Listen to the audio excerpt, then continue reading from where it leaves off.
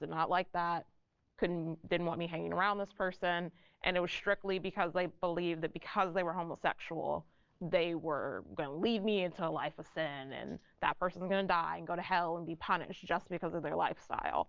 And then I was already questioning, even when I was a little kid, things about the church, and because of that one fact, I was like, I can't keep doing this. I need to be somewhere where people feel accepted, because if it's something with homosexuality, Yeah, then I could go to another church. It could be something with my blackness or being a woman or something else. There's always going to be some that's dividing tough. factor. That's I tough. also went through a lot of trauma. I lost like 3 people that I loved all like in a row. It's a good And the question. question kept coming up of, yeah, what does happen to us after we die? I don't just think that it's a heaven and a hell. There has to Nobody be know. something more than this. Yeah.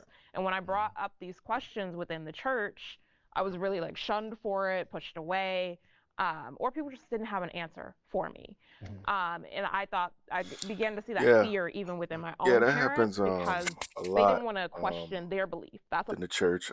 First off, yeah, the parents, not bad parents. I mean, it homosexuality is a sin according to the Bible.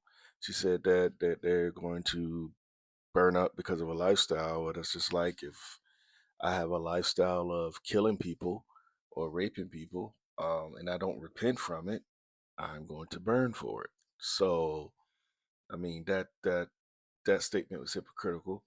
Um, but her parents kind of being on her, kind of tough on her about being having a gay friend. It's understandable.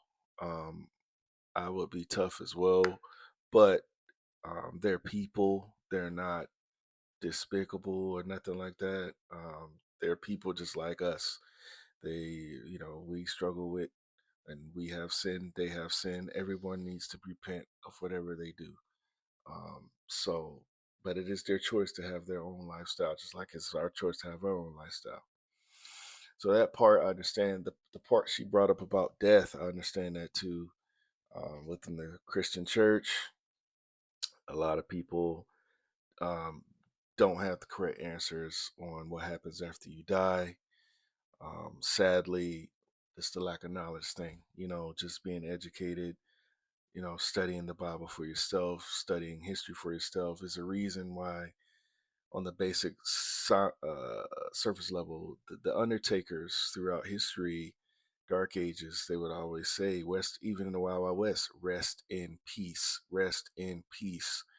Like they knew that, the dead weren't somewhere already enjoying heaven or burning up yet. So, um, I don't know. It's just the devil does a good job of creating confusion.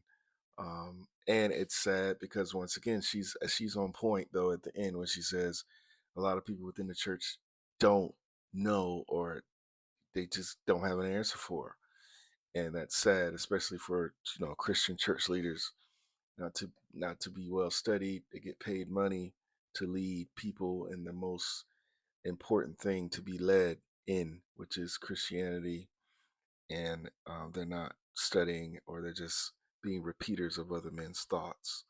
But once again, there's some things I do feel sympathetic for her for, and there's some things that it's like, well, maybe she just needs a better understanding on things.